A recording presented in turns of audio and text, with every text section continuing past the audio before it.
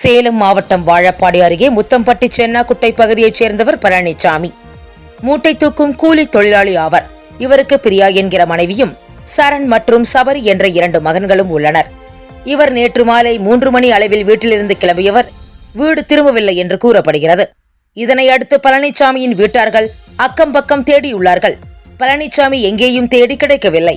நேற்று மாலை அதே பகுதியைச் சேர்ந்த சரவணன் என்பவரது விவசாய தோட்டத்தில் தண்ணீர் பாய்ச்சுவதற்காக அமைக்கப்பட்டிருந்த பண்ணை குட்டையில் பழனிசாமி மர்மமான முறையில் உயிரிழந்ததாக அந்த பகுதி பொதுமக்கள் கொடுத்த புகாரின் பேரில் வாழப்பாடி போலீசார் சம்பவ இடத்திற்கு விரைந்து சென்று விசாரணை நடத்தினர். தீயணைப்பு துறையினர் உதவியினோடு விவசாய பண்ணை குட்டையில் மூழ்கி உயிரிழந்த பழனிசாமியின் உடலை மீட்டு பிரேத பரிசோதனைக்காக வாழப்பாடி அரசு மருத்துவமனைக்கு அனுப்பி வைத்தனர்.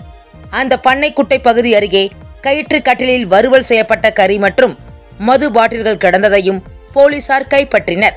பழனிசாமி மது போதையில் விவசாய பண்ணை குட்டையில் குளிக்க சென்று குட்டையில் மூழ்கி உயிரிழந்தாரா அல்லது வேறு ஏதேனும் காரணமா என வாழப்பாடி போலீசார் பல்வேறு கோணங்களில் விசாரணை நடத்தி வருகின்றனர். மேலும் வீட்டை விட்டு வெளியே சென்ற பழனிசாமி நீரில் மூழ்கி மர்மமான முறையில் உயிரிழந்த சம்பவம் அப்பகுதியில் பெரும் பரபரப்பை ஏற்படுத்தியுள்ளது.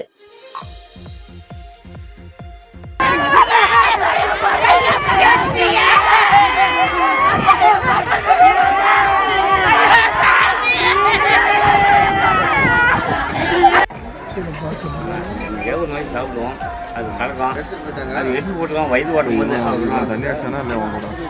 ஏன் கூட இன்னைக்கு இல்லைண்ணா, ஒரு வாரத்துக்கு முன்னாடி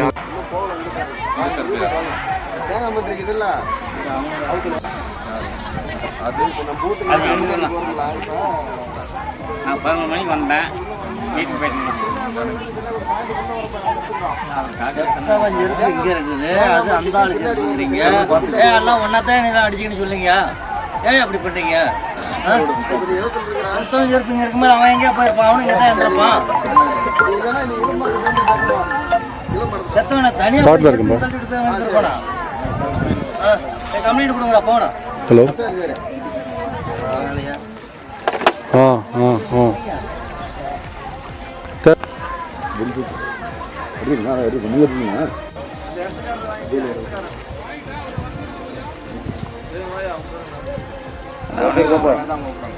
எடுத்து